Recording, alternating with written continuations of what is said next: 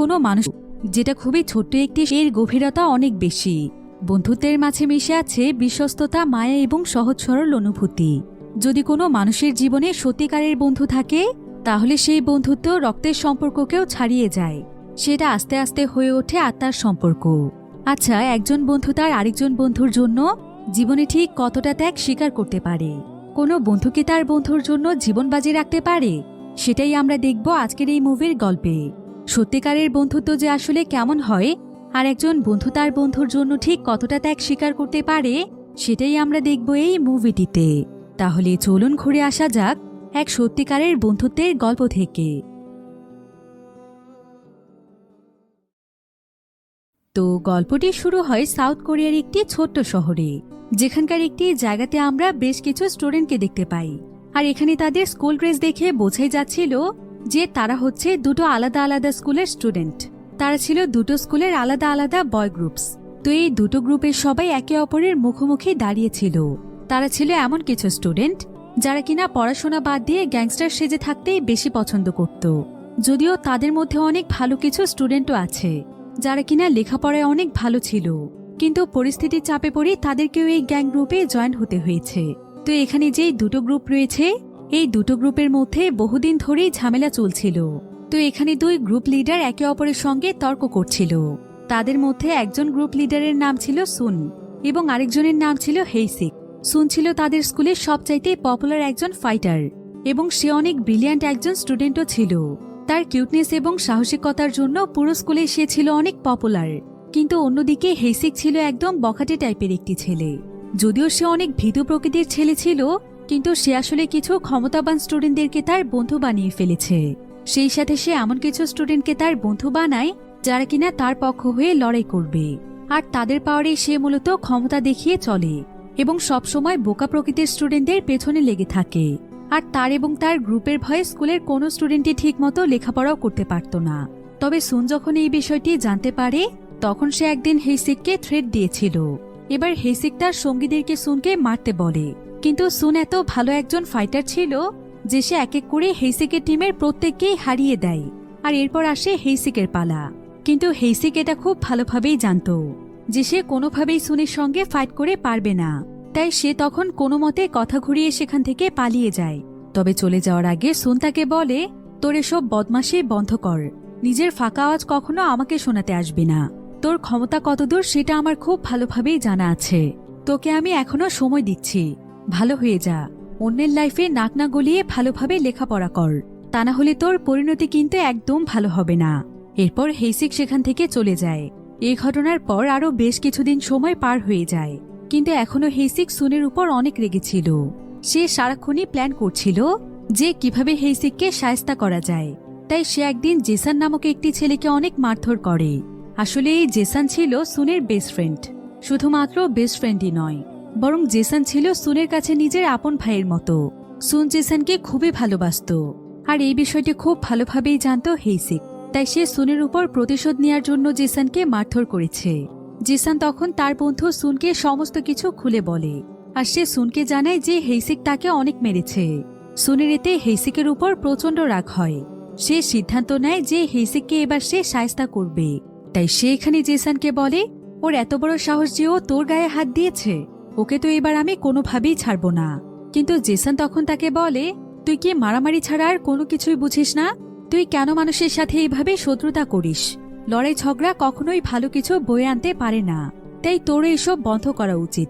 আজকে যদি তুই আবারও গিয়ে হেইসিককে মারিস, তাহলে এটার কি কোনো গ্যারান্টি আছে যে কাল আবার হেইসিক আমাকে মারবে না? জানি কোনো গ্যারান্টি নেই। তাই ও যদি প্রতিশোধ নিয়ে চুপচাপ থাকে, তাহলে ওকে চুপচাপ থাকতে দে। ব্যাপারটি নিয়ে আর বেশি ঝামেলা করিস না। এমন তো নয় যে তুই সবসময় আমার পাশে থেকে আমাকে রক্ষা করতে পারবি। তাই তুই আমাকে কথা দে যে তুই এই বিষয় নিয়ে হেইসিককে আর কিছুই বলবি না। সুন তখন জেসানকে কথা দেয় যে সে হেইসিককে আর কোনো কিছুই বলবে না। এরপর তারা দুজন মিলে মজা করার জন্য ঘুরতে চলে যায়। আসলে জেসিক এবং সুন ছোটবেলা থেকেই একে অপরের অনেক ভালো বন্ধু। এমনকি তারা দুজনই বহু বছর একসঙ্গে একই স্কুলে পড়েছে। কিন্তু হাই স্কুলে আসার পর বিভিন্ন কারণবশত তাদেরকে স্কুল চেঞ্জ করতে হয়। যদিও এখন তাদের স্কুল আলাদা ছিল, কিন্তু আজও তাদের বন্ধুত্ব ঠিক তেমনই আছে যেমনটা ছোটবেলা থেকেই ছিল। এখনো তারা দুজনই একে অপরের বেস্ট ফ্রেন্ড। তাদের একে অপরের প্রতি ভালোবাসা বিন্দু পরিমাণও কমেনি। স্কুল শেষ হলেই তারা দুজন দুজনের সঙ্গে দেখা করে। এরপর সারাদিন মজা করতে করতে সময় কাটিয়ে দেয়। দুষ্টুমি করতে করতে কখন যে তাদের সময়গুলো পার হয়ে যায় সেটা তারা বিন্দু পরিমাণ টেরও পায় না। কিন্তু সুন এবং জেসান দুজনই ছিল একদম আলাদা ধরনের মানুষ। তাদের পার্সোনালিটিও ছিল একদম আলাদা। যেখানে সুন ছিল খুবই সাহসী এবং শক্তিশালী একজন মানুষ, সেখানে জেসান ছিল তার উল্টো। জেসান ছিল খুবই সহজ সরল একজন মানুষ। তার ভেতরে অন্যায়ের প্রতিবাদ করার মতো কোনো সাহসী ছিল না। সে ঝগড়াঝাটি, মারপিট সবকিছুতেই অনেক ভয় পেত। কিন্তু সুন সবসময় অন্যায়ের বিরুদ্ধে রুখে দাঁড়ায়। এমনকি সে কাউকেই একদমই ভয় পায় না। আর তার এই স্বভাবের জন্য মানুষের সঙ্গে তার শত্রুতা তৈরি হয়ে যায়। অন্যদিকে জেসান খুবই সাধারণভাবে নিজের মতোই জীবনযাপন করে। তার জীবনে বন্ধু বলতে শুধুমাত্র রয়েছে সুন। তবে এই দুটো মানুষের মধ্যে এত বেশি পার্থক্য থাকার পরেও তাদের বন্ধুত্ব ছিল অনেক মজবুত। তাদের মধ্যে কখনো কোনো বিষয় নিয়ে ঝামেলা হয়নি। তো আজকে তারা মজা করতে করতে যখন বাড়ির দিকে ফিরছিল, ঠিক তখনই তারা রাস্তাতে একটি কাগজ দেখতে পায়। এটা ছিল একটি টেমপ্লেট, যেখানে একটি ফাইটিং কম্পিটিশনের ব্যাপারে লেখা ছিল। যে কম্পিটিশনে বিজয়ী ব্যক্তিকে দেয়া হবে প্রায় কয়েক লক্ষ টাকা। আর সুন যখন এটা দেখতে পায় তখন সে সেই কম্পিটিশনে পার্টিসিপেট করার জন্য অনেক এক্সাইটেড হয়ে যায়। কিন্তু জেসান তাকে বোঝায়। সে তাকে আবারও বলে, তোকে না আমি একবার বলেছি যে মারামারি কখনো ভালো কিছু বয়ে আনে না? তুই আবারও কিনা ফাইটিং কম্পিটিশনে অংশগ্রহণ করতে চাইছিস? যদি তুই এমনটা করিস তাহলে আর আমি তোর সঙ্গে কথাই বলবো না। জেসান এখানে সুনকে অনেক বুঝিয়ে সেই কম্পিটিশনে যাওয়া থেকে আটকায়। এবার বাড়ি ফেরার পথে হঠাৎ করে তারা রাস্তার মধ্যে দেখতে পায় যে হেসিক একটি মেয়ের পিছু পিছু একটি কফি শপের মধ্যে যাচ্ছে। সে আসলে মেয়েটিকে ইফটিজিং করার চেষ্টা করছে। এটা দেখতে পেয়ে সুন তার প্রতি আবারও অনেক রেগে যায়। যদিও জেসান তাকে সেখানে যেতে মানা করছিল, কিন্তু এবার সুন তার কোনো কথাই শোনে না। সে প্রথমে হেসিককে বোঝানোর চেষ্টা করে, কিন্তু হেসিক যখন তার সঙ্গে উল্টোপাল্টা কথা বলে তখন সুন নিজেকে নিয়ন্ত্রণ করতে না পেরে তাকে মারতে শুরু করে। তবে হেসিক এখানে সুনকে আর কোনো কিছু বলার সাহস পায় না, কারণ সে খুব ভালো করেই জানে যে সে চাইলেও সুনকে হারাতে পারবে না। তাই সে আর সুনকে একটি কথাও বলে না। কিন্তু তার চেহারা দেখে বোঝাই যাচ্ছিল যে সে পরবর্তীতে এটা শোধ অবশ্যই তুলবে। এবার আমরা জেসন এবং সুনকে একসঙ্গে দেখতে পাই। তারা দুজন মারামারি করতে করতে খাবার খাচ্ছিল। আসলে তারা দুজন প্রতিবেশীও ছিল, তাই তারা সব সময় একে অপরের বাড়িতে আসা যাওয়া করত। এমনকি তাদের দুজনের পরিবারই দুজনকে নিজের সন্তানের মতোই দেখত। আর এখানে আমরা জানতে পারি যে তাদের দুজনের মধ্যে জেসনের গার্লফ্রেন্ড ছিল আর সুন ছিল সিঙ্গেল। তাই জেসন সুনকে দুষ্টুমি করে বলে, তুই হতে পারিস আমার চাইতে হ্যান্ডসাম এবং সাহসী, তবে আমার মতো গার্লফ্রেন্ড বানানোর সাহস কিন্তু তোর নেই।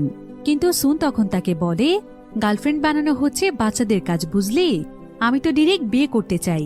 বিয়ে করাটাই সবচাইতে সাহসিকতার কাজ, কারণ গার্লফ্রেন্ডের সঙ্গে প্রেম তো সবাই করতে পারে, তবে বিয়ে করার সাহস আছে কয়জনের? তো এবার জেসন এখানে সুনকে বলে যে রবিবার তার গার্লফ্রেন্ড নাকি তাকে ডেটে যাওয়ার জন্য ডেকেছে, কারণ রবিবার হচ্ছে তাদের ছুটির দিন।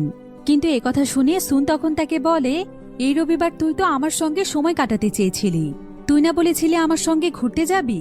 আর আমি তো অলরেডি প্ল্যানও তৈরি করে ফেলেছি যে আমরা দুজন মিলে কোথায় কোথায় গিয়ে মজা করব। তাই কাল তুই ডেটে গেলে আমার পুরো দিনটাই নষ্ট হয়ে যাবে। তুই না হয় পরের রবিবার যাস। কিন্তু জেসন তার কোনো কথাই শুনতে চাইছিল না। তাই সুন তখন তাকে বলে, তুই সব সময় আমার চাইতে তোর গার্লফ্রেন্ডকেই বেশি প্রাধান্য দিস। তোর লাইফে কি আমার কোনো মূল্য নেই? আমি এটা বলছি না যে তুই তোর গার্লফ্রেন্ডকে সময় দিস না। আমি শুধু এইটুকু বলতে চাই যে তুই আমাকেও একটু মূল্যায়ন করতে শেখ। আসলে এই বিষয়টি নিয়ে সুন সবসময় অনেক মন খারাপ করে, কারণ তার কাছে মনে হয় যে জেসনের কাছে হয়তো তার কোনো মূল্যই নেই। তো এরপর দেখা যায় যে সুনের এত কিছু বলার পরও জেসন তার গার্লফ্রেন্ডের সঙ্গে ডেটে চলে যায়। কিন্তু তার গার্লফ্রেন্ড এখানে লক্ষ্য করছিল যে জেসন সবকিছুতেই অনেক তাড়াহুড়ো করছে। এমনকি আজকে তার দিকে জেসনের কোনো মনোযোগী নেই। সে এমন ভাব করছে যেন সে এখান থেকে যেতে পারলেই বাঁচে। তাই তার গার্লফ্রেন্ড তখন তার কাছে জানতে চায় যে তার কি কোনো তাড়া আছে, কারণ তাকে আজকে একটু অন্যরকম লাগছে। কিন্তু জেসন তাকে বলে, কই না তো, আমার কোনো তাড়া নেই। তবে আসলে জেসনের সুনের জন্য অনেক খারাপ লাগছিল। সুনের সঙ্গে প্ল্যান ক্যান্সেল করে দেওয়ায় তার অনেক গিল্টি ফিল হচ্ছিল, কারণ সবসময় জেসন সুনকে যা বলে সে সেটাই শোনে। কিন্তু সে প্রায় সময় সুনের অনেক বিষয়ই এড়িয়ে যায়। তাই জেসনের কাছে মনে হতে থাকে যে সে হয়তো সুনের মতো প্রকৃত একজন বন্ধু হতে পারেনি। তাই সে সুনকে বারবার ফোন দিচ্ছিল। অন্যদিকে আমরা সুনকে দেখতে পাই। সুন মন খারাপ করে রাস্তার পাশে থাকা একটি পার্কে বসেছিল, আর জেসান তাকে বারবার ফোন দেওয়ার পরও সে কিছুতেই তার ফোন রিসিভ করছিল না। কিন্তু ঠিক এমন সময় সেখানে সুনকে খুঁজতে খুঁজতে হেসিক চলে আসে। আর হেসিক তখন তাকে বলে, আমি তোর সঙ্গে ফাইট করার জন্য পুরোপুরিভাবে প্রস্তুত হয়ে এসেছি, তাই আমি তোকে চ্যালেঞ্জ করছি, পারলে আমাকে তুই হারিয়ে দেখা। কিন্তু সুন তখন তাকে বলে, তুই নিজেও ভালো করে জানিস যে তোকে হারানোটা আমার কাছে কোনো ব্যাপারই না, কিন্তু বিশ্বাস কর আজকে আমার ফাইট করার মতো কোনো মুডই নেই। কিন্তু হেসিক তখন এখানে জেসানকে নিয়ে একটি বাজে কথা বলে। সে বলে, তুই কি জেসানের মতো বলদ হয়ে গিয়েছিস? জেসানকে তো আমি কোনো ছেলেই মনে করি না, কারণ ওর মধ্যে কোনো পুরুষত্ববোধই নেই। তা না হলে ছেলে মানুষ এত ভীতু হয় নাকি? আর আমার তো মনে হচ্ছে যে তুইও এখন ওর মতোই হয়ে গিয়েছিস। কিন্তু জেসানের ব্যাপারে এমন কথা শুনে সুন অনেক রেগে যায়। তাই সে তখন হেসিককে ইচ্ছে মতো ধোলাই করার জন্য তার দেয়া চ্যালেঞ্জ অ্যাকসেপ্ট করে। হেসিক তখন তাকে একটি লোকেশন দিয়ে সেখান থেকে চলে যায়, আর সুনও তখন সঙ্গে সঙ্গে সেই লোকেশনে চলে যায়। কিন্তু সেখানে যাওয়ার পর দেখা যায় যে হেসিক আসলে তাদের শহরের বেশ কিছু গ্যাংস্টারকে ভাড়া করেছে, যারা কিনা ফাইট করতে অনেক বেশি এক্সপার্ট। সে আসলে আজকে সুনকে মারার জন্য পুরোপুরিভাবে প্ল্যান করে এসেছে। তবে তারপরও সুন একদমই ভয় পায় না। সে নির্ভয়ে হেসিকের সঙ্গে ফাইট শুরু করে দেয়। সুন হেসিক এবং তার সঙ্গীদেরকে ইচ্ছে মতো মারে। এক এক করে তাদের প্রত্যেককেই সুন হারিয়ে দেয়। কিন্তু এমন সময় সেখানে চলে আসে সেই দুজন গ্যাংস্টার, যাদেরকে হেসিক সুনকে মারার জন্য ভাড়া করেছে। তাদের দুজনের মধ্যে একজনের নাম ছিল ম্যাড বয় এবং আরেকজনের নাম ছিল জোসেফ। তারা দুজনই ছিল অনেক ভয়ানক গ্যাংস্টার।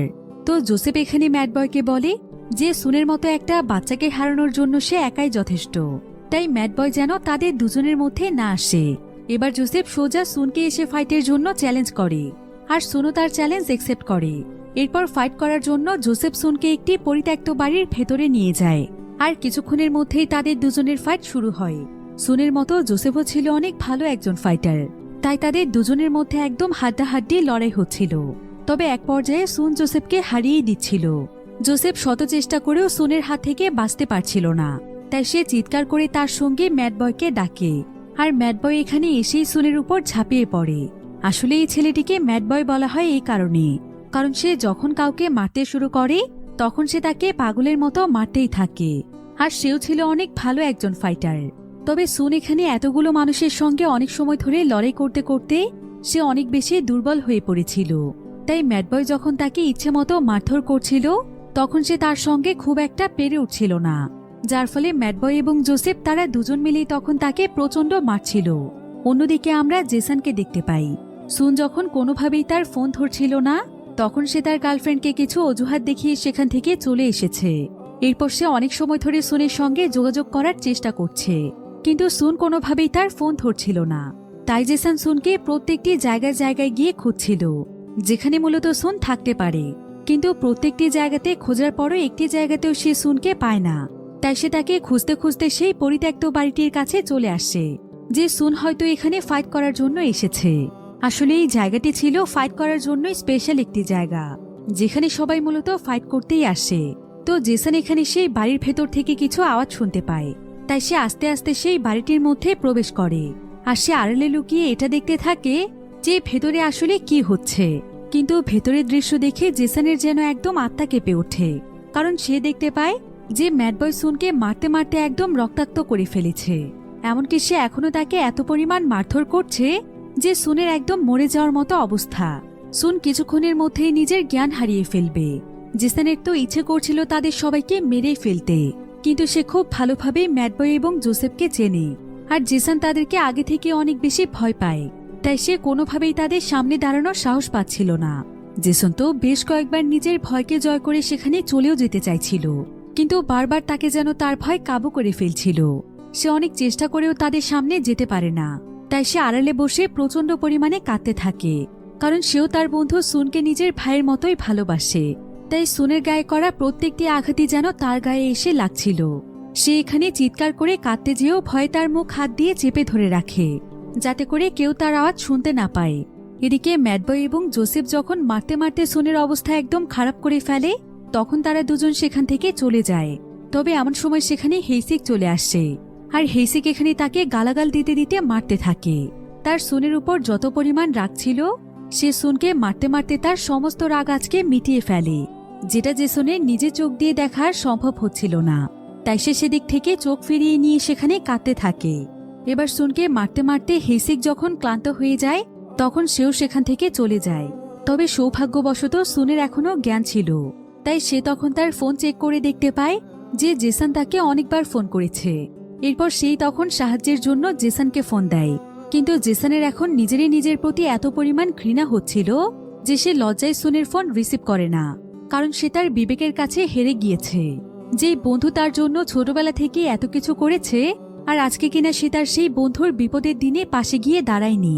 সে নিজের জীবন বাঁচানোর জন্য তার বন্ধুকে সে অবহেলা করেছে। তাহলে কোন মুখ নিয়ে সে সুনের সামনে যাবে?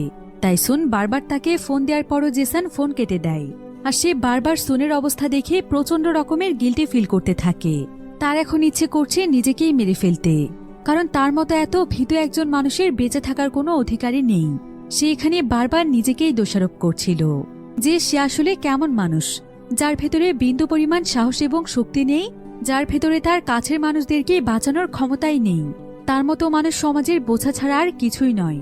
এই ঘটনার পর প্রায় 2 মাস সময় পার হয়ে যায়, আর এই 2 মাসের মধ্যে একদিনও জেসন সুনের সামনে এসে দাঁড়ায়নি। এমনকি সে তার সঙ্গে একটি কথা পর্যন্ত বলেনি। সুন তাকে 1000 বার টেক্সট এবং ফোন করার পরও সে কোনোভাবেই তার ফোন রিসিভ করেনি। এমনকি বাড়িতেও সুন জেসনের সঙ্গে দেখা করতে গেলে জেসন কোনোভাবেই দরজা খোলেনি। এভাবেই একদিন হঠাৎ করে রাস্তার মধ্যে তাদের 2 বন্ধুর দেখা হয়ে যায়। সুন এখন প্রায় পুরোপুরিভাবে সুস্থ হয়ে গিয়েছে, কিন্তু জেসন এখনো লজ্জায় সুনের চোখের দিকে তাকাতে পারছিল না। তার তো ইচ্ছে করছিল এখান থেকে দৌড়ে পালিয়ে যেতে, কিন্তু জেসনকে দেখে সুনের এখানে প্রচন্ড রাগ হচ্ছিল। সে তো বুঝতেই পারছিল না যে জেসন তার সঙ্গে কেন এমন করছে। তাই সে এখানে জেসনকে বলে, তুই কি আসলে আমার বন্ধু? তুই এতটা স্বার্থপর কিভাবে হয়ে গেলি? তুই কি জানিস আমার সঙ্গে কি কি ঘটেছে? আমি কতটা কষ্টে আমার এতগুলো দিন পার করেছি। একবারও আমার খোঁজ নেওয়ারও প্রয়োজন বোধ করিসনি। আচ্ছা, তুই কি কোনো বিপদে আছিস? তা না হলে তুই আমার সঙ্গে হঠাৎ করে কেন এমন করছিস? তোকে কি কেউ ভয় দেখিয়েছে যাতে করে আমার সঙ্গে তুই কথা না বলিস? সুনের এসব কথা শুনে জেসন প্রায় অনেক সময় ধরে চুপচাপ থাকে, কিন্তু এক পর্যায়ে সে জেসনকে বলে, তুই কি এখনো ছোট বাচ্চাই আছিস যে তুই কোনো কিছুই বুঝিস না? একটা মানুষ তোর ফোন ধরছে না, তোর সঙ্গে দেখা করতে চাইছে না, তার মানে নিশ্চয়ই সেই মানুষটি তোকে পছন্দ করছে না। আমার লাইফে এটাই আমি সবচাইতে বড় ভুল করেছি যে তোকে আমার বন্ধু ভেবেছি। তুই আর আমি সম্পূর্ণ আলাদা জগতের দুজন মানুষ, তাই তোর সঙ্গে আমার বন্ধুত্ব পুরোপুরিভাবে শেষ হয়ে গিয়েছে। তুই সবসময় মানুষের সঙ্গে ঝামেলা তৈরি করিস, কিছু একটা হলেই লড়াই এবং মারামারি করিস, আর তোর জন্য মাঝখান থেকে বিপদে পড়তে হয় আমাকে। একবার চিন্তা করে দেখ যে তোর জন্য কতবার আমি মানুষের হাতে মার খেয়েছি। তাই আজকের পর থেকে তোর আর আমার মাঝে কোনো সম্পর্ক নেই। তোকে আমি আর কখনো আমার চোখের সামনেও দেখতে চাই না। এই বলেই জেসন সেখান থেকে চলে যায়। জেসন আসলে সুনকে কষ্ট দিতে চাইছিল যাতে করে সুন আর কখনোই তার কাছে না আসে, কিন্তু জেসনের কথায় সুন অনেক বেশি কষ্ট পেয়েছিল, যাকে সে সবসময় নিজের ভাইয়ের মতো ভালোবেসে এসেছে, আর আজকে সেই কিনা তাকে কষ্ট দিয়ে তার জীবন থেকে চলে গিয়েছে। এটা সুন কোনোভাবেই মানতে পারছিল না, কিন্তু তারপরও সে সিদ্ধান্ত নেয় যে সে আর কখনোই জেসনের সামনে যাবে না। তো এইভাবেই আরও বেশ কিছুদিন সময় পার হয়ে যায়। এখানে আমরা জেসনকে দেখতে পাই। জেসন আসলে একটি ফাইট ক্লাবে এসেছে, আর এটা ছিল সেই ফাইট ক্লাব যেটা টেমপ্লেট সে এবং সুন রাস্তায় দেখেছিল। তো এই ক্লাবে আসার পর সে সেখানে কিছু প্রফেশনাল ফাইটারদেরকে দেখতে পায়, আর সে তাদেরকে তার সঙ্গে ফাইট করতে বলে। তবে এখানে জেসনের চালচলন দেখে ফাইট ক্লাবের ওনার বুঝতে পারে যে জেসন হয়তো এই লাইনে নতুন, তাই সে জেসনকে ফাইটের বিভিন্ন রুল শিখিয়ে দিচ্ছিল। এরপর সেখানে জেসনকে বলে, আমাদের ক্লাবে ফাইট করার জন্য তোমাকে টাকা দিয়ে বাজি ধরতে হবে, আর যদি তুমি কোনোভাবে ফাইটে জিতে যাও তাহলে তুমি যেই টাকার বাজি ধরেছ সেটার দ্বিগুণ ফেরত পাবে, আর যদি কোনোভাবে হেরে যাও তাহলে সেই টাকাগুলো তোমার প্রতিপক্ষ টিম পেয়ে যাবে। এসব কথা শুনে জেসন রাজি হয়ে যায়, কিন্তু জেসন আসলে এখানে ফাইট করার জন্য নয়, বরং সে এসেছিল ফাইট শিখতে। কিন্তু এখানে শুধুমাত্র বাজি ধরে ফাইট করানো হয়, তাই সে এতেই রাজি হয়ে যায়। কারণ এই 2 মাস ধরে সে নিজের মধ্যে এত পরিমাণ রাগ পুষে রেখেছে, তাই সে ভাবছিল একটি ফাইট করে তার সমস্ত রাগ ঝেড়ে ফেলতে আর নিজেকে কিছুটা স্বাভাবিক করে তুলতে। তো এবার সে ফাইটের জন্য কিছু টাকা লাগিয়ে সেই ক্লাবেরই অনেক ভালো একজন ফাইটারের সঙ্গে ফাইট করার জন্য তৈরি হয়ে যায়। আর কিছুক্ষণের মধ্যেই তাদের দুজনের ফাইট শুরু হয়। কিন্তু জেসানের জন্য এই পুরো বিষয়টি সম্পূর্ণ নতুন ছিল, তাই তার মধ্যে আগের মতোই প্রচন্ড ভয় কাজ করছিল, যার ফলে সে ফাইট না করে বারবার পিছিয়ে যেতে থাকে। তবে এক পর্যায়ে সেই ফাইটার তার কাছে এসে তাকে মারতে শুরু করে, কিন্তু জেসান তার সঙ্গে লড়াই না করে তার আঘাতের হাত থেকে বাঁচার চেষ্টা করছিল। তবে তার এই কৌশল খুব বেশি সময় কাজে আসে না। এক পর্যায়ে সেই ফাইটার তাকে অনেক মারতে শুরু করে। এক পর্যায়ে তো জেসান হেরেই যাচ্ছিল, সেই ম্যাচটিতে গিভ আপ করতে চাইছিল। কিন্তু যখন সেই ফাইটার অনবরত তাকে মারতে থাকে, ঠিক তখনই তার সেই দিনের কথা মনে পড়ে যায়, যেদিন হেসিক এবং তার সঙ্গীরা সুনকে প্রচন্ড মেরেছিল। তারাও সুনকে একইভাবে অনবরত আঘাত করেছিল। এখানে জেসানের কানে বারবার সুনের সেই আর্তনাদ ভেসে আসছিল যে কিভাবে সুন সেদিন প্রচন্ড আঘাতে চিৎকার করছিল, যার ফলে হঠাৎ করেই জেসানের শরীরে যেন অদ্ভুত এক রকমের শক্তি চলে আসে। সে চিৎকার করতে করতে সেখানে দাঁড়িয়ে যায়, আর সে মুহূর্তের মধ্যেই তার প্রতিপক্ষকে হারিয়ে দেয়। সে তাকে অনবরত মারতেই থাকে। তার এই রূপ দেখে সবাই একদম ভয় পেয়ে যায়, কারণ তারা সবাই তাকে অনেক দুর্বল এবং বোকা ভেবেছিল। কিন্তু এখন যেন তারা তার অন্য এক হিংস্র রূপ দেখতে পাচ্ছে। তো জেসান যখন এখানে কোনোভাবেই থামছিল না, তখন ক্লাবের ওনার এসে তাকে থামায়। জেসানের ফাইট দেখে সে অনেক বেশি ইমপ্রেস হয়ে গিয়েছিল, আর এখানে জেসানও একটু স্বাভাবিক হলে সে বুঝতেই পারছিল না যে সে তাকে কিভাবে হারিয়ে দিয়েছে। তবে সেই ক্লাবের ওনার এখানে জেসানের ফাইটের অনেক প্রশংসা করে। সে জেসানকে জানায় যে জেসান যদি একটু চেষ্টা করে তাহলে অবশ্যই সে অনেক বড় একজন ফাইটার হতে পারবে, কারণ তার ভেতরে সেই যোগ্যতা রয়েছে। এরপর সে জেসানকে তার সমস্ত টাকা বুঝিয়ে দেয়। এরপর জেসান এখানে ওনারকে বলে, আসলে আমি এখানে বাজি ধরে ফাইট করতে আসিনি, বরং আমি এসেছি ফাইট শেখার জন্য। কিছুদিন আগে আমার লাইফে এমন একটি ঘটনা ঘটে গিয়েছে যেটার জন্য আমার ফাইট শেখাটা অনেক বেশি জরুরি। আপনি কি আমাকে ফাইট শেখাবেন? ওনার তখন তাকে বলে, আমি তোমাকে ফাইট শেখাতে পারি, কিন্তু তার আগে আমি জানতে চাই যে তোমার লাইফে এমন কি ঘটেছে, আর তুমি কেনই বা ফাইট শিখতে চাও। জেসান তখন তাকে বলে, আচ্ছা, আপনি কি আপনার জীবনের সবচাইতে কাছের মানুষকে মার খেতে দেখেছেন, প্রচন্ড আঘাতে রক্তাক্ত হয়ে চিৎকার করতে শুনেছেন? আর তার চাইতেও জঘন্য ব্যাপার হচ্ছে, কখনো কি আপনার সাথে এমন হয়েছে যে আপনার কাছের মানুষের এমন পরিণতি দেখে আপনি লুকিয়েছিলেন? আপনার ভয় আপনাকে কাবু করে রেখেছিল। নিজের সবচাইতে কাছের মানুষের এমন পরিস্থিতিতেও আপনি তার পাশে গিয়ে দাঁড়াতে পারেননি, যেই মানুষটা সবসময় আপনাকেই প্রাধান্য দিয়েছে, আপনার জন্য সবকিছু করেছে, কিন্তু তারপরও আপনি স্বার্থপরের মতো ভয়ে লুকিয়েছিলেন। আমার সঙ্গে ঠিক এমনটাই ঘটেছে। আমার নিজের ভাইয়ের মতো বন্ধুকে আমি এভাবেই মার খেতে দেখেছি। তার আর্তনাদ এখনো আমার কানে এসে বাজছে। সেদিনের পর থেকে আমি ঘুমোতে পর্যন্ত পারিনি। তাই আমি নিজেকে এমনভাবে গড়তে চাই যে কোনোদিনও যেন আমার চোখের সামনে কোনো মানুষকে এমন তীব্র যন্ত্রণা সহ্য করতে না হয়, এমনকি দ্বিতীয়বার আমার বন্ধুর দিকে কেউ চোখ তুলে তাকানোর সাহস পর্যন্ত না পায়। জেসানের কথা শুনে ক্লাব ওনার অনেক ইমপ্রেস হয়ে যায়, আর সে তাদের এই বন্ধুত্বকে মন থেকে সম্মান জানায়। এরপর সে জেসানকে বলে যে সে জেসানকে ফাইটিং এর সমস্ত স্কিল শেখাবে, কিন্তু এর বিনিময়ে তাকেও তার সাহায্য করতে হবে। জেসান জানতে চায় যে সে কিভাবে তাকে সাহায্য করবে। ওনার তখন তাকে বলে, আমি যখন তোমাকে পুরোপুরিভাবে ফাইট শিখিয়ে ফেলবো, তখন আমি তোমার জন্য সবচাইতে দামি দামি ফাইটারদেরকে খুঁজে বের করব, যারা কিনা প্রচুর পরিমাণে টাকা লাগিয়ে ফাইট করে। আর তখন তোমাকে আমি এতটাই দক্ষ করে ফেলবো যে তুমি তাদেরকেও হারিয়ে দিতে পারবে। আর তাদেরকে হারানোর পর যেই টাকা তুমি জিতবে, সেখান থেকে মাত্র 30% টাকা আমি রাখবো, আর বাকিটা তোমার। এতে করে তুমি আর আমি দুজনেই অনেক টাকার মালিক হয়ে যাব। আমাকে শুধু তোমার এইটুকু সাহায্য করলেই চলবে।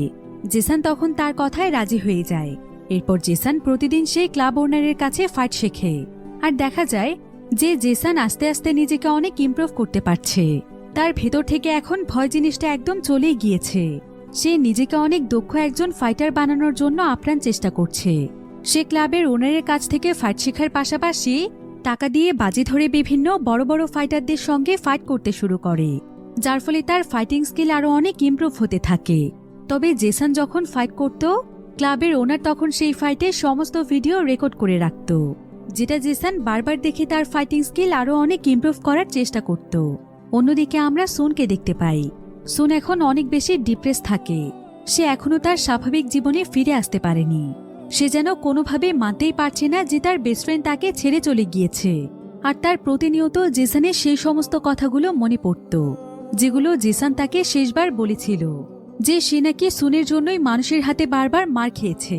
তাই সুনের কাছে মনে হচ্ছিল যে সবকিছুর জন্য হেইসেক দায়ী, কারণ হেইসেকে সেদিন জেসানকে মেরেছিল। তাই সুন ভাবছিল হেইসেকের সেই মারের কারণেই জেসান তাকে ছেড়ে চলে গিয়েছে। তাই একদিন রাতের বেলা সে প্রতিশোধ নেয়ার জন্য সোজা হেইসেকের কয়েকজন বন্ধুর কাছে চলে যায়। এরপর সে হেইসেকের বন্ধুদেরকে প্রচণ্ড মারতে থাকে, ঠিক যেমনটা হেইসেক জেসানের সঙ্গে করেছিল। এবার হেইসেক যখন এই ব্যাপারটি জানতে পারে তখন সে সুনকে খোঁজার চেষ্টা করে, কিন্তু কোথাও সে সুনের খোঁজ পায় না। তাই সে সুনকে খোঁজার জন্য জেসানের স্কুলে চলে যায়। এরপর সে জেসানের কাছে গিয়ে সুনের ব্যাপারে জানতে চায় যে সুন এখন কোথায় আছে। কিন্তু জেসান এখানে হেইসেককে জানায় যে সুনের সঙ্গে অনেকদিন আগেই তার বন্ধুত্ব শেষ হয়ে গিয়েছে, তাই সুনের ব্যাপারে সে কোনো কিছুই জানে না। আর হেইসেক সত্যি সত্যি সুনকে জেসানের সঙ্গে অনেকদিন ধরেই দেখে না, তাই সে জেসানের কথা বিশ্বাস করে। তবে জেসান এখন প্রতিনিয়ত ফাইট করার কারণে তার মুখে ফাইটের দাগ ছিল, যেটা দেখে হেইসেক তাকে আগের মতোই বুলি করতে শুরু করে। এমনকি সে তাকে কথায় কথায় মারতেও থাকে। এরপর সে জেসানকে বলে, তোর মতো ভীতু ছেলের কোনো বন্ধু না রাখাই ভালো। আমার কি মনে হয় জানিস, তোর জন্মই হয়েছে মার খাওয়ার জন্য। তোর চেহারার দিকে একবার তাকিয়ে দেখ, হয়তো আমার মতোই কারো কাছে আবারও মার খেয়ে এসেছিস। কিন্তু সত্যি বলছি, আজকে তোকে দেখে অনেক মায়া হচ্ছে রে, তাই তোকে আজকে কিছুই বললাম না। এই বলে হেইসেক তার সঙ্গীদেরকে নিয়ে সেখান থেকে চলে যায়। কিন্তু হেইসেকের এত অপমানের পরেও জেসান সবকিছু একদম চুপচাপ সহ্য করে। সে তাকে আজকেও কোনো কিছু বলে না। অন্যদিকে আমরা সুনের ক্লাসরুম দেখতে পাই, যেখানে সুনের একজন ক্লাসমেট এসে সুনের ব্যাগে একটি চিঠি রাখার চেষ্টা করছিল। কিন্তু এমন সময় সেখানে সুন চলে আসে, আর সুন তার হাতে সেই চিঠিটি দেখে ফেলে।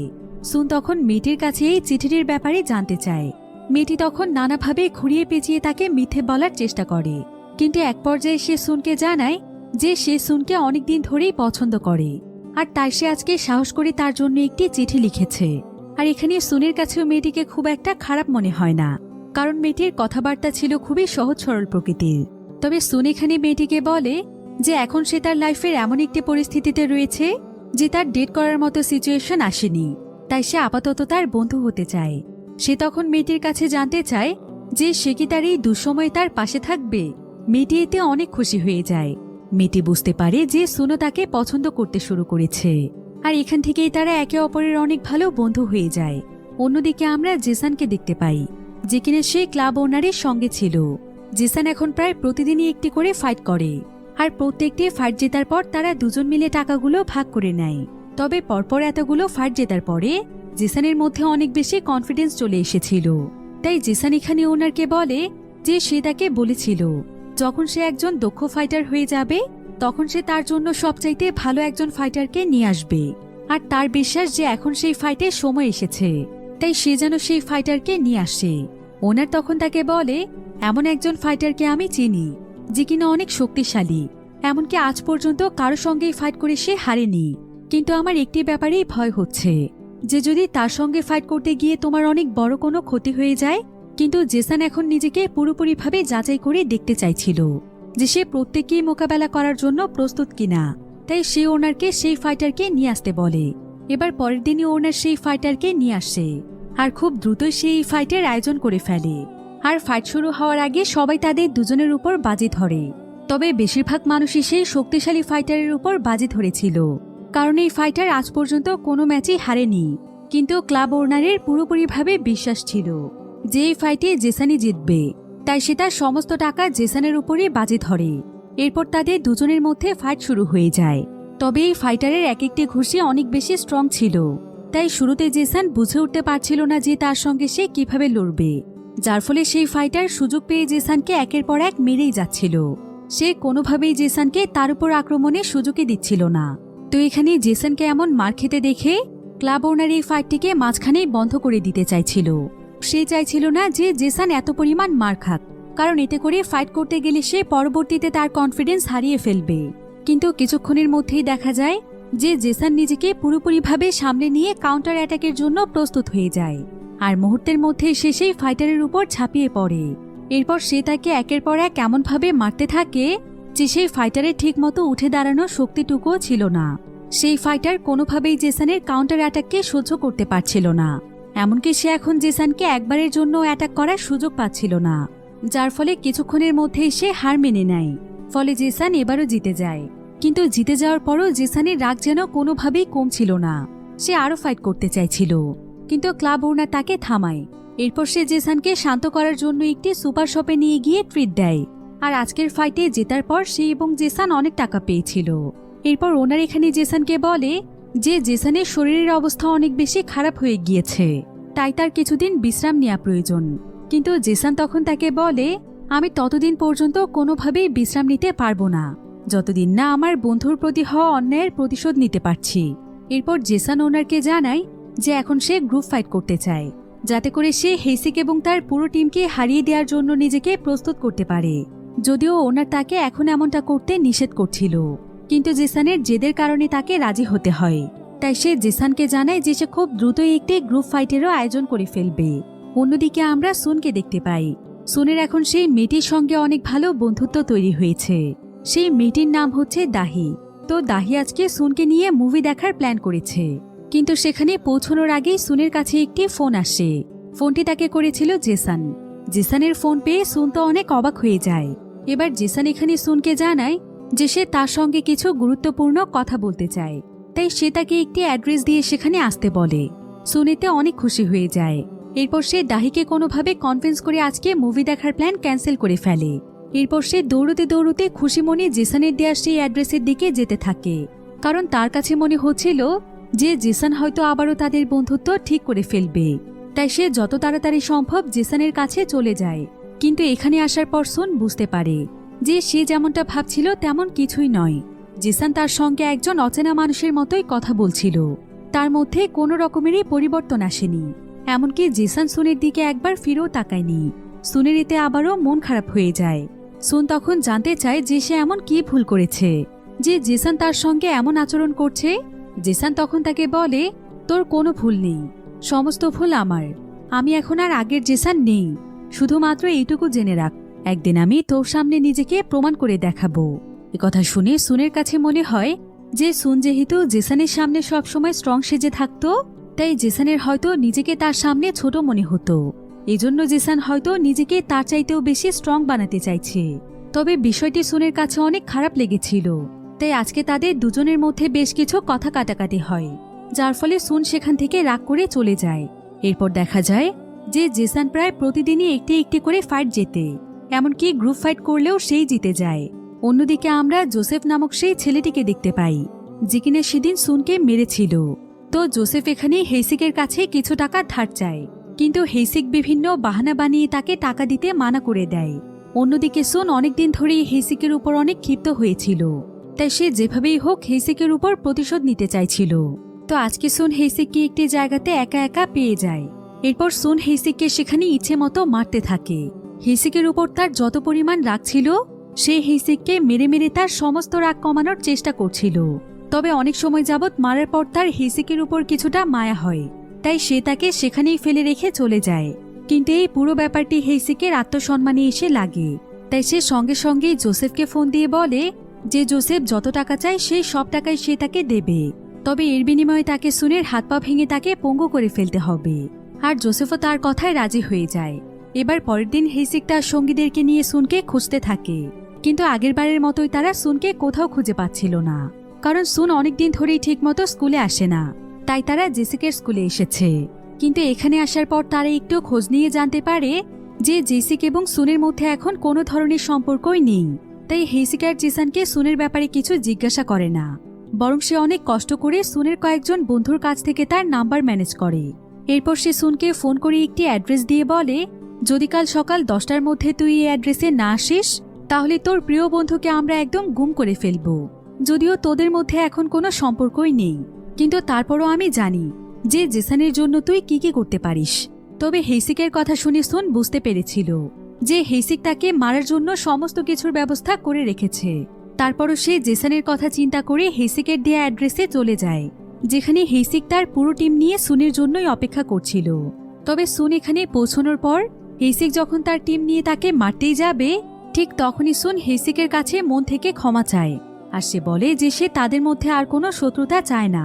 আসলে সুন এখন কোনোভাবেই চাইছিল না যে তার জন্য জেসানের আর কোনো ক্ষতি হোক, তাই সে ক্ষমা চেয়ে এই পুরো বিষয়টিকেই শেষ করে ফেলতে চাইছিল। কিন্তু একথা শুনে হেসিক বলে, তোর সব কথাই বুঝলাম, তবে তোর উপর তো আমার অনেক রাগ আছে। সেটার বিনিময়ে তুই এখন কি করতে চাস? সুন তখন তাকে বলে, তোরা আমাকে ইচ্ছে মতো মারধর করে সেটা মেটাতে পারিস, কিন্তু আমি চাই এর বিনিময়ে আমাদের সমস্ত ঝামেলা এখানেই শেষ হোক। তো হেসিক এখানে কোনোভাবেই সুনকে মারার সুযোগ মিস করতে চাইছিল না, তাই সে সঙ্গে সঙ্গে সুনকে মারতে শুরু করে।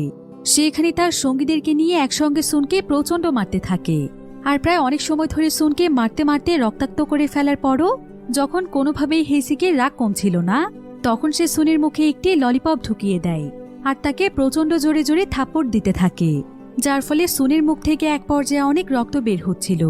এভাবেই তাকে অনেক সময় ধরে অত্যাচার করার পর যখন তারা সেখান থেকে চলেই যাচ্ছিল, ঠিক তখনই সেখানে মাস্ক পরে একজন ছেলে চলে আসে। তারা কেউই বুঝতে পারছিল না যে এই ছেলেটি কে, কিন্তু মাস্ক খোলার পর দেখা যায় যে এটা আসলে জেসান। আর জেসানকে দেখতে পেয়ে হেসিক এবং তার সঙ্গীরা অনেক হাসাহাসি করছিল। এরপর হেসিক এখানে জেসানকে বলে, ভালোই ভালোই এখান থেকে চলে যা, তা না হলে তোর পরিণতিও তোর বন্ধুর মতোই হবে। তাকিয়ে দেখ আমি তোর বন্ধুর পরিণতি কি করেছি। এরপর জেসান যখন এখানে সুনের দিকে তাকায়, তখন সে আর নিজেকে কন্ট্রোল করতে পারে না, আর এক এক করে তাদের প্রত্যেককে অনবরত মারতেই থাকে। সে তাদের প্রত্যেককে এত পরিমাণ মারে যে তারা কেউই ঠিকমতো নড়তে পারছিল না। তবে এখানে সুযোগ পেয়ে হেসিক জোসেফকে খবর দিয়ে নিয়ে আসে, আর এখানে এসে জোসেফ সঙ্গে সঙ্গে জেসানকে মারতে যায়। যদিও জোসেফ অনেক দক্ষ একজন ফাইটার ছিল, কিন্তু জেসানের সঙ্গে সে কোনোভাবেই পেরে উঠছিল না, কারণ জেসান একটানা প্রায় কয়েক মাস প্র্যাকটিস করে নিজে থেকেই ফাইটিংয়ের অনেক নতুন নতুন কৌশল আবিষ্কার করে ফেলেছে, যার ফলে সে এখানে জোসেফকে ঠিক সেভাবেই মারছিল যেভাবে সে সুনকে মেরেছিল। এরপর জোসেফও হেরে গেলে সেখানে চলে আসে ম্যাড বয়, আর ম্যাড বয় এখানে তার উপর পাগলের মতো ঝাঁপিয়ে পড়ে। যদিও অনেক সময় যাবৎ ফাইট করার ফলে জেসানের অবস্থা অনেক খারাপ হয়ে গিয়েছিল, কিন্তু তারপরও সে তার রাগ এবং সাহসিকতা দিয়ে তার সঙ্গে লড়াই করছিল। তবে ম্যাড বয় কোনোভাবেই হার মানছিল না, যার ফলে এক পর্যায়ে তো মনে হচ্ছিল যে জেসানই হেরে যাবে। কিন্তু ঠিক এমন সময় সেখানে চলে আসে জেসানের ক্লাবের ওনার। এরপর তারা দুজন মিলে ম্যাড বয়ের সঙ্গে লড়াই শুরু করে, কিন্তু এক পর্যায়ে ম্যাড বয় ক্লাব ওনারের ঘাড়ের মধ্যে এমনভাবে আঘাত করে যে ক্লাব ওনার আর কোনোভাবেই লড়াই করার জন্য দাঁড়াতে পারছিল না। ফলে সুযোগ পেয়ে ম্যাড বয় তাকে প্রচণ্ড মারে। এরপর সে এবং জোসেফ দুজন মিলে মারতে যায় জেসানকে, কিন্তু জেসানও এখন একদম দুর্বল হয়ে পড়েছিল, যার ফলে সে ম্যাড বয়ের আঘাতের মোকাবেলা কোনোভাবেই করতে পারছিল না। আর এক পর্যায়ে জেসান সেখানেই লুটিয়ে পড়ে। অন্যদিকে তো শুনে নিজের অবস্থায় অনেক বেশি খারাপ হয়ে গিয়েছিল, সে তো ঠিকমতো নড়তেই পারছিল না।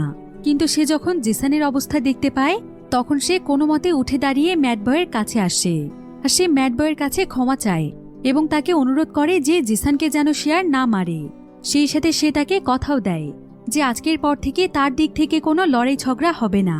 আর এখানে ম্যাড বয়ও অনেক বেশি মার খেয়েছিল, যার ফলে তারাও এত বেশি ক্লান্ত হয়ে পড়েছিল যে তাদেরও লড়াই করার কোনো শক্তিই ছিল না। তাই তারা সুনের কথা মতো সবকিছু মিটমাট করে সেখান থেকে চলে যায়। এখন সেখানে শুধু রয়েছে সুন এবং জেসান। এবার জেসান এখানে কাঁদতে কাঁদতে সুনের কাছে ক্ষমা চায়, আর সে তাকে জানায় যে সে কেন এতদিন তার সঙ্গে এমন আচরণ করেছে। সে তাকে এটাও জানায় যে কিভাবে সে সেদিন অনেক বেশি ভয় পেয়ে গিয়েছিল, যার ফলে সে নিজের চোখে তাকে এমনভাবে মার খেতে দেখেও তাকে বাঁচাতে যাওয়ার সাহস পর্যন্ত পায়নি। তাই সে নিজের প্রতি এত বেশি লজ্জিত ছিল, যার ফলে তার ভেতর তার চোখের দিকে তাকানোর শক্তিটুকুও ছিল না। তাই সে সেদিন থেকে নিজে নিজেকে কথা দিয়েছিল যে যতদিন পর্যন্ত সে তার বন্ধুর পাশে দাঁড়াতে না পারবে, ততদিন পর্যন্ত সে তার সঙ্গে কোনো যোগাযোগই করবে না। আর তাই এতগুলো মাস সে নিজেকে প্রস্তুত করার জন্য ফাইট শিখেছে। সে পুরোপুরিভাবে নিজেকে বদলে ফেলেছে। আর সুন যখন এটা জানতে পারে যে জেসান শুধুমাত্র এ কারণে তার সঙ্গে কথা বলেনি, আর সে শুধুমাত্র তার জন্যই নিজেকে পরিবর্তন করে ফেলেছে, তখন আর তার বুঝতে বাকি থাকে না যে তার মতোই তার বন্ধুও তাকে নিঃস্বার্থভাবেই ভালোবাসে। তাই এখানে তারা দুজনই অনেক বেশি ইমোশনাল হয়ে যায়। কিন্তু কিছুক্ষণ পরে একটু মন ভালো করার জন্য তারা দুজন দুজনার চেহারার অবস্থা দেখে হাসতে থাকে। এই ঘটনার পর প্রায় বেশ কিছুদিন সময় পার হয়ে যায়। এখানে আমরা জেসান এবং সুনকে দেখতে পাই। তাদের সম্পর্ক এখন একদম আগের মতো হয়ে গিয়েছে। তারা দুজনই এখন তাদের স্বাভাবিক জীবনে ফিরে এসেছে। তবে তাদের জীবনে ঘটে যাওয়া ঘটনার ফলে তারা দুজনই একটি বিষয় অনেক ভালোভাবেই বুঝতে পেরেছে যে লাইফে তারা কিছু পাক আর না পাক, কিন্তু তারা দুজনেই সত্যিকারের একজন বন্ধু পেয়েছে, যারা কিনা একে অপরের জন্য নিজেদের জীবন বাজি রাখতেও প্রস্তুত। যার ফলে এখন তাদের দুজনের বন্ধুত্ব বিশ্বাস এবং ভরসায় পরিপূর্ণ হয়ে উঠেছে। আর এখানে এই সুন্দর গল্পটি শেষ হয়ে যায়।